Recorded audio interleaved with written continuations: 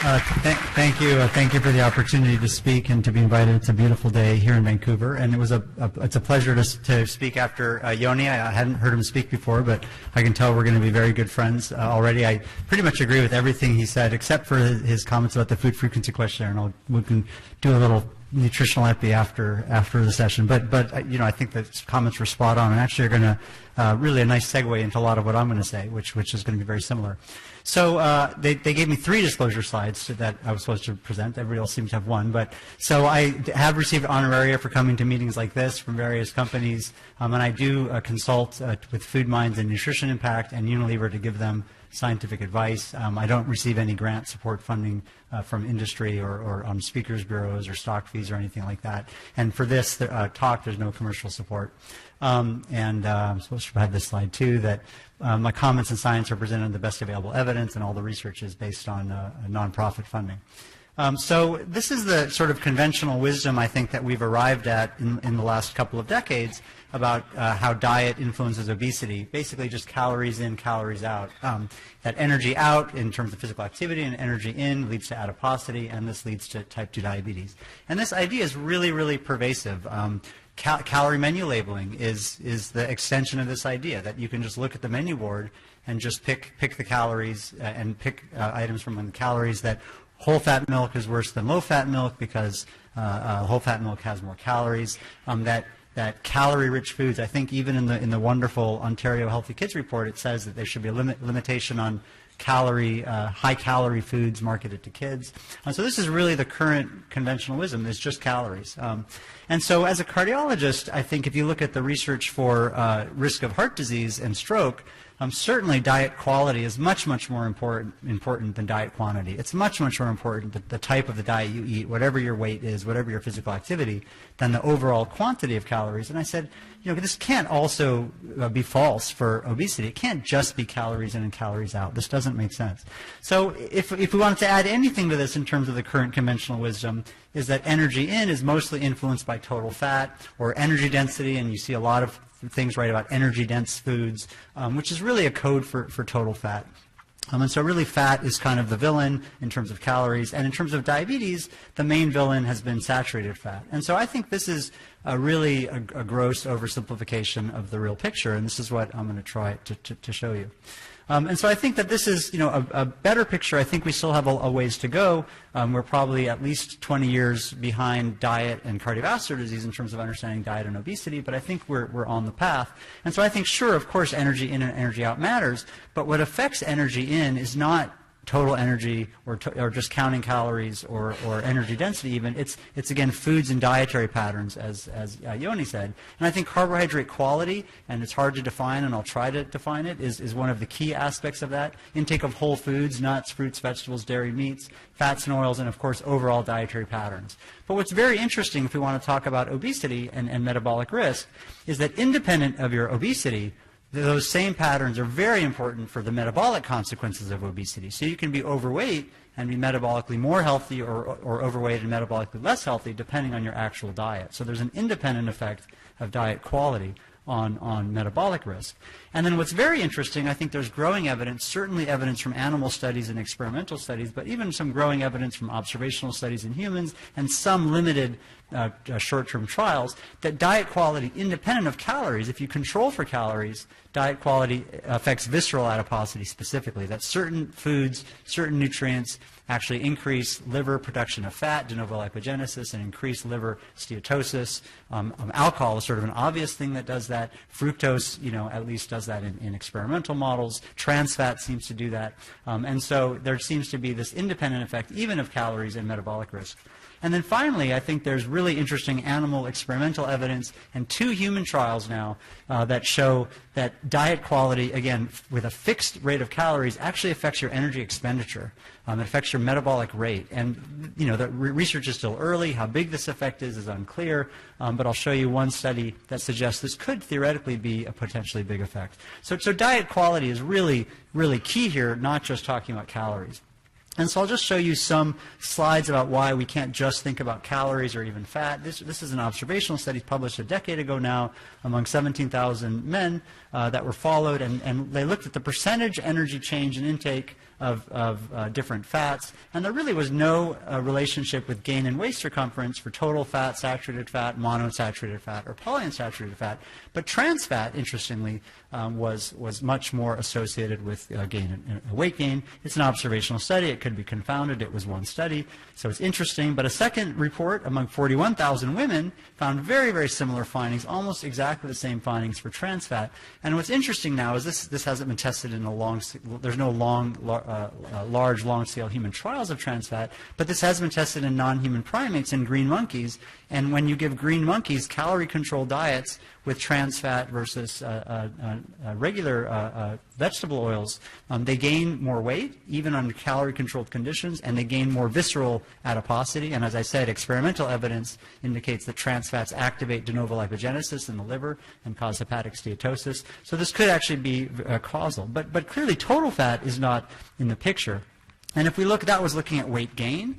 If we look at weight loss trials, there's been now at least 10 really well-done, controlled weight loss interventions where people who are already obese or overweight are given various diets. The diets don't just vary in terms of fat content, they vary in terms of other things. But in all of these trials, the highest fat diet has tended to have the most weight loss, or at least no worse weight loss. And so this is just one, the A to Z trial. The highest fat diet had the most weight loss after a year. This is another trial from Israel. The highest fat diet, the Atkins-style diet, had the same weight loss as a higher fat Mediterranean diet than a low-fat diet. So clearly, total fat intake is not related to weight gain, and it's not related to weight loss. And I think we all sort of accept that if we think about the science, but although we accept that, we still then, when we give dietary guidance, we still recommend that people cut their fat to lower their calories. So there's a strange disconnect between the science and what we actually recommend. So I want to talk, really what I want to talk about is weight gain, because I think that, as one of the questioners mentioned, I think we need to start thinking about obesity the way we think about heart disease. For heart disease, for decades, all we did was focus on people once they had a heart attack. And about 30 years ago, we said, this doesn't make much sense. Let's try to prevent the heart attacks. And so now we have this idea of primary prevention and secondary prevention. I think for decades, we've been focusing on treatment of obesity. And I think we really have to shift our focus to, of course, we still need to continue to treat people who are obese, but to really focus on primary prevention. It's going to be much, much easier to prevent the population from getting obese than to wait till people are obese and try to treat them. And so we really have to study it. And so to study long-term weight gain, we have to know, well, what are the causes? And this is a really, really hard thing to study because, contrary to what we all sort of feel that like we're in this crazy food environment and everybody's overeating and so forth, people's calorie control is actually remarkably well calibrated.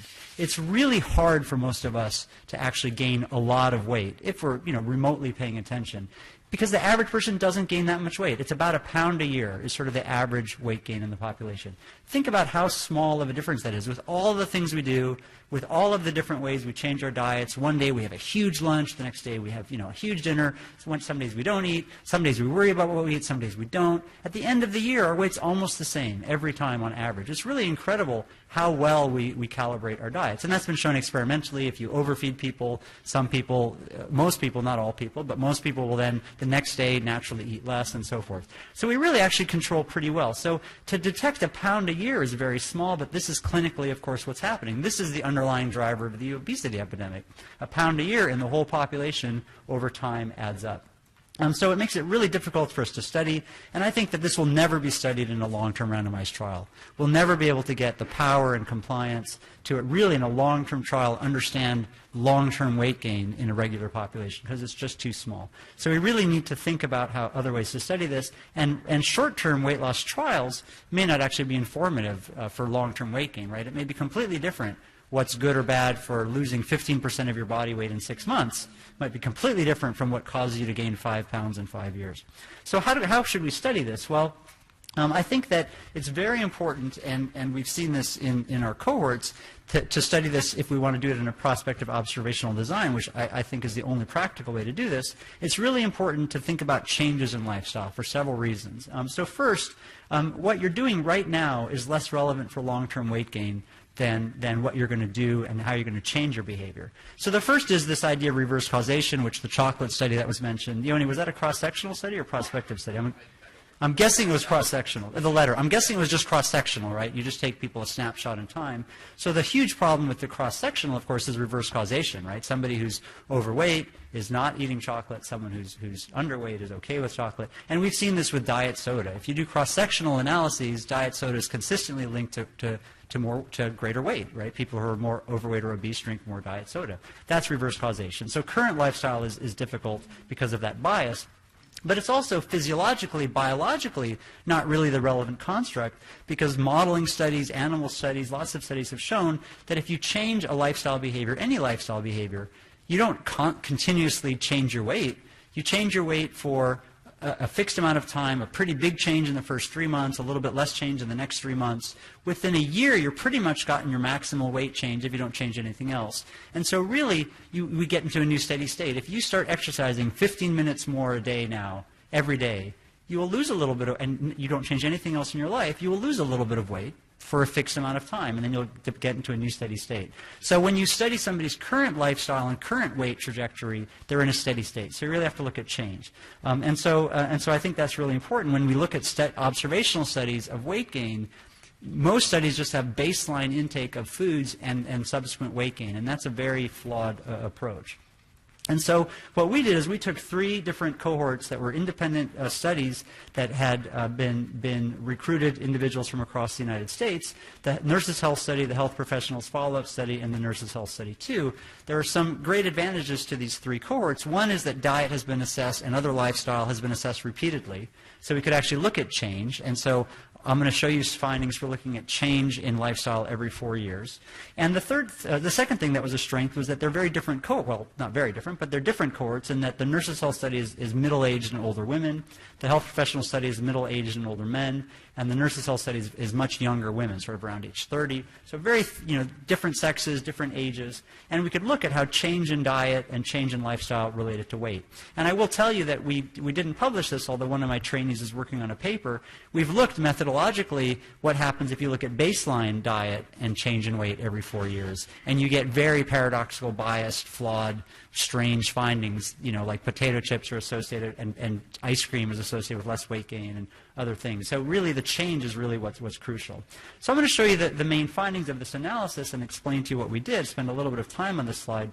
So what we did is so again, my theory was to go back is I thought, it can't just be that all calories are the same, right? That all we have to do is count calories. And yet I would sit in nutritional meetings, I would hear policy discussions, I would think about the calorie labeling rule that has gone into effect nationally in the United States now with Obamacare. If you just count calories, the implication is all that matters is calories. And so if you look at a menu calorie labeling board, an ounce of nuts is 165 calories. A serving of Coke is 120 calories. You would choose the soda based just on calories alone. So I really worry about just calories is going to push people to process foods that are have carb and low-fat foods that are just basically carbs rather than to healthier choices.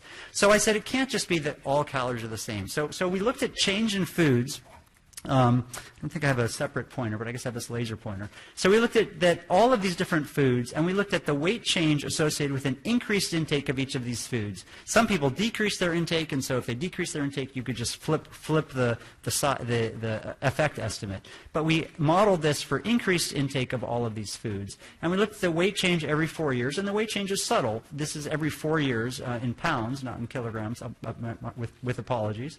And we looked at increased intake. So if you increase your intake of a food, right, if you don't compensate in some way by decreasing something else, you should gain weight, right? It's just sort of natural physics. So if it was just calories that were important, every food on this list should be linked to weight gain, right? If you increase your intake of anything, more of anything is bad. They should all be linked to weight gain. And in terms of the findings, they're all multivariable adjusted for age, change in smoking, change in physical activity, television watching, sleep, and all of the dietary factors simultaneously in the model. The other interesting thing I should mention before I go into the results that's a strength of the analysis is if you look at baseline intake of dietary habits correlate together. So healthier dietary habits go together, less healthy dietary habits go together. There's clusters of dietary habits that are very obvious that we all know about. Fruits, people who eat more fruits eat more vegetables, people who eat more fish eat less meat, and so forth. When you look at changes, the correlations between the changes in these foods are almost zero. So the intercorrelations of all of these things were very, very close to zero. So people are changing their food intakes fairly independently, actually, which is very interesting. And that's sort of just interesting from just kind of a knowledge point of view, but it also helps to minimize confounding. If they're not correlated with each other, they're not confounding each other. And I think the strongest correlation was actually between whole milk and low-fat milk was a negative correlation of like 0.2. That people who increased whole milk decreased low-fat milk or vice versa. Anyway, so what we found is that the relationships were very different. Some foods were strongly linked to weight gain when you increase their intake. Potatoes and potato chips, and that was also true for mashed and boiled or baked potatoes, not just potatoes that had fat in it. Meats were associated with weight gain. Sweets and desserts and refined grains were associated with weight gain. And notice that the size of the effect was exactly the same for sweets and desserts and refined grains. And so I often say that if you want to have a bowl of most breakfast cereals, even like cornflakes, or have a bagel in the morning, it's just like having a bowl of Skittles, which gets to the comment about that product. It's really true. For metabolic effects, there's no difference between refined carbs and sugars, and this shows that observationally for weight gain. So these foods were associated with weight gain, and sugar-sweetened beverages also were associated with weight gain. So most of the foods most associated with weight gain were carbohydrates, poor quality carbohydrates, and starches. And then there were some foods that were fairly neutral, that were not associated with weight gain either way, such as cheese, low-fat milk, and whole milk. And people talk about confounding, and I've been asked about the study about confounding. Cheese is not a healthy dietary habit in the United States. If you look at the factors associated with cheese intake in the United States, you're not finding this person that has the highest cheese intake is this magical, healthy, wonderful person. So if there's confounding here, we'd expect cheese to be very strongly associated with weight gain, and we'd expect refined grains, which is people who are just eating bread, to be not associated with weight gain at all. But in fact, we found the opposite. Cheese had no association. Refined grains were positive. And then we found foods, most interestingly, that were the more you ate, the less weight you gained. You had less relative weight gain. Vegetables, nuts, whole grains, fruit, and yogurt. And the surprise for me on this list was yogurt. But we can talk about that in the questions if there's interest. And the colors show the 3 different cohorts. And so even though these cohorts had different sexes, different ages, the findings are remarkably similar across all 3 cohorts, which was very reassuring. So what's going on here? So I think clearly the study shows that for long-term weight gain, the associations are very, very different for different foods. It's not just a calorie is a calorie. So, are some of these foods violating the laws of thermodynamics? I mean, I think that's implausible, although I guess could be one reason. So what I think is, what I thought was going on here as the main explanation, but I think there's at least 2 now that more data have emerged. I think that the main explanation here is to come back to this idea of compensation. We all compensate, right? If we didn't compensate, it would be really easy to lose weight. You would just tell your patient to, cut out this one food from your diet, and they would all lose weight. But we compensate. So if we eat less of one thing, we eat more of something else. If we eat more of one thing, we eat less of something else. We actually do it pretty well, because our weights are relatively stable. So we compensate. So I think certain foods, by the nature of how they're digested, by the hormonal responses, maybe by the social ways in which we eat them, by the portion sizes, by all the things that go along with eating that food, certain foods we compensate for pretty well, pretty much neutrally. So cheese, whole milk, and low-fat milk. And again, the U.S. has banned whole milk in schools based on the theory. They've set national public policy based on the theory that whole milk is worse for obesity than low-fat milk. There's no data for this, and in fact, we're showing data that they're probably both pretty neutral. But in any case, whole-fat, low-fat milk cheese, you pretty much seem to compensate for the differences in calories when you drink those. And then some foods, potatoes, grains especially, but also meats and sugar-sweetened beverages, we undercompensate for in a sense, right? If you increase the intake of that food, you don't cut out enough calories elsewhere to make up for that difference in calories. And these effects are small again, just a pound or so a year per serving. And then certain foods we actually overcompensate for in a sense. And if you eat a lot of these foods, you actually don't replace all those calories with something else. And if I tell this to the average patient, they're like, well, this is obvious. Like if I eat 500 calories of broccoli, I'm not going to be as hungry, and I'm going to eat probably a little bit less, 20 calories less that day than if I eat 500 calories of potato chips, right? It sort of makes sense. And, in some cases you say you did this study just to find out the obvious, but this actually directly contradicts all of our calorie-focused guidelines for obesity prevention. And so I think that, as I mentioned, I thought the major explanation was probably this issue of compensation and satiety, but emerging research is suggesting that diet quality also affects metabolism, affects your metabolic rate. And as I mentioned, most of the foods associated with weight gain were higher glycemic index, higher glycemic load, low-quality carbohydrates. And this very nice trial published in JAMA last year was a prospectively planned trial to test the hypothesis of whether the quality of the diet affects metabolism, because animal experiments had suggested this in this lab. And so they did a nice trial. They took obese people and put them on all in the same diet and got them to lose 10 to 15% of their body weight. Then they put them on a weight-stabilizing diet for 4 weeks. And then they tested sort of their baseline metabolic expenditure, total energy expenditure, with doubly labeled water. And then they crossed them over 4 weeks each to a low-fat diet, kind of an Atkins-style diet, a low-fat diet that was actually a healthy low-fat diet. So this had whole grains, but high glycemic index whole grains. A low glycemic load diet, so this had the same amount of carb, but they were lower glycemic index foods. And then sort of an Atkins-style diet that was a high-fat diet. And they measured, the main outcome was the energy expenditure measured by doubly labeled water. It was calorie controlled. It was a feeding study. They gave them all their food. There were no changes in weight. They had them wear accelerometers for 3 days a week. The whole time there were no changes in physical activity. And what they found is if at baseline, before their weight loss, they all had about 3,200 calories a day their bodies were burning. And when they lost weight on the low-fat diet, their metabolic rate went down about 400 calories. That's been established. Many studies have seen this, all right? And this has led to this idea of the weight thermostat, right? That there's a weight thermostat, that when you lose weight, your metabolic rate goes down, you get cold, you lose energy. And so this is the clinical experience, right? People go on diets, they lose weight, and then 6 months, 1 year later, they start to gain weight again, and they say, I swear I haven't changed my diet. And, it's frustrating for clinicians, but this is the truth. Their metabolic rate drops by 400 calories. It's been documented. But if you change the quality of the carbohydrate, you don't change anything but the quality of the carbohydrate, there was about 100 calories less drop in metabolic rate per day. And if you put them on a high-fat diet, an Atkins-style diet, there was almost a 250 or almost 300 calorie difference in loss of metabolic rate. 300 calories a day. Do we have physical activity people there? How many hours of walking is that a day? That's 3 hours of walking a day, right?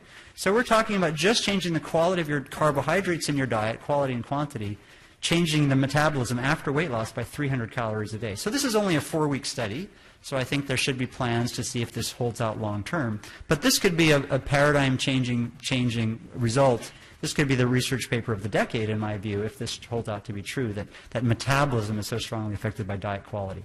So I mentioned that the diet changes were very small. 1 pound, half a pound, quarter pound per day in our analysis.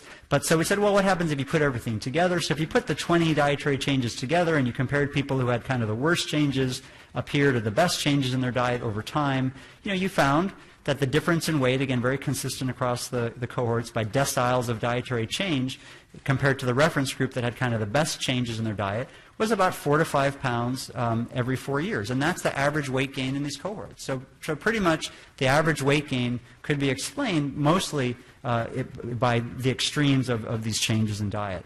And we also looked to see if this was independent of physical activity. So we looked at changes in physical activity and changes in diet, and both were independently related to changes in weight. So you can't just say, as many patients do, well, I exercise all the time, I can eat what I want, or I don't exercise, so it doesn't matter what I eat, I'm going to gain weight. Really, they're independent. And so dietary quality and physical activity change and dietary quality change were independently associated with weight gain.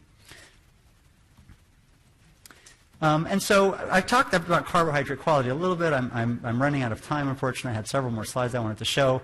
But so how do we define carbohydrate quality? So I don't think added sugars is the right route. And that's a route that lots of people are pushing. People are talking about putting sugars at front of pack and low sugar foods. And here's my example. So cornflakes, highly refined corn, 2 grams of sugars, but this is basically a highly refined, highly processed product. Kashi Good Friends, I don't know if people have Kashi up here, but Kashi's a brand in the U.S., which is great. This is a great cereal. My kids, who are 4 and 2, love this cereal and eat it with fruit every day. It has 12 grams of fiber, lots of different whole grains, but look, it has more sugars because they have a little bit of honey added to this food. And even Kashi Good Friend Cinnaraisin, which is a sweet version that I don't like, that has even more sugars. So based on sugars alone, you would say cornflakes is the right choice, or a bagel is the right choice, or white bread is the right choice. Whereas these, which are really good whole grain cereals but have a little bit of honey or other natural sugar in them, would be sort of viewed as poorly. So I don't think sugar content is the right answer. And so this is a hierarchy of carbohydrate quality that we summarized. We'll go over it quickly in the interest of time. But basically, I think we have to think about the intact whole grain, the extent of processing, whether it's milled. So a milled whole grain is probably less good as an intact whole grain. I think starchy vegetables, refined grains, and sugars are kind of the same. And the worst is refined grains in liquid form, because in addition to the metabolic harms, you get the lack of satiety. And this is a paper published by a research group at Harvard that led by my wife, actually, who's also at the Harvard School of Public Health. And what she found is that compared to the whole grain stamp, compared to reading the ingredients list, compared to other things, that a good general rule of thumb for choosing a healthy whole grain was the ratio of total carbohydrate to fiber. And so greater than 10 to 1 bad, less than 10 to 1 good. And so to go back to the cornflakes example, there was 24 grams of carbohydrate in cornflakes, 1 gram of fiber, ratio 24 to 1.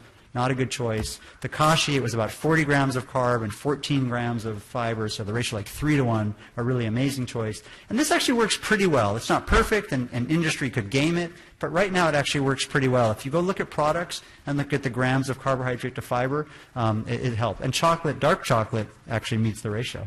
And so I'm going to end, I think, with talking about what Yoni talked about, because I'm out of time. With food patterns, I think we really need to think about food patterns, not just for cardiovascular disease, but also for obesity prevention. We can't just be telling our patients to count calories and lower their calories. We really need to tell them to eat better. And so I think these are my essential dietary habits for health, both for cardiovascular disease and for diabetes and obesity. There's lots of foods to eat, things that we should eat, that we should be putting into our diet. It's not just about getting rid of foods in the diet. And on my limit list, you'll notice, Yoni, I agree with you on those limitations of that study by my colleagues. I don't have total meats on this list, but processed meats should be avoided because they're so high in sodium, sweetened drinks, industrial trans fat, and poor quality carbohydrates. So I think this single nutrient focus leads to terrible ideas, and I have lots of slides on this about single nutrient focus, but I'll skip those and to allow some questions. There's just lots of reasons why it's not a good idea to focus on nutrients or even just total calories. Thank you very much.